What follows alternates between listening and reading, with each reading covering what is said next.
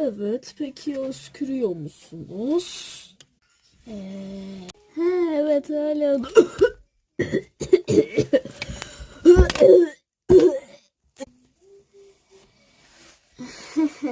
Yak yak, öksürük mi? Asla olmaz.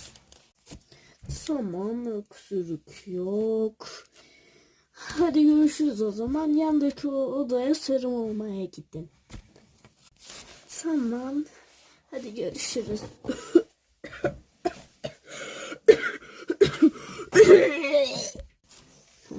Hala öskürmüyordunuz.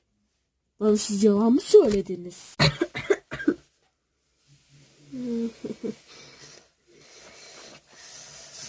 Abone olmayı unutma.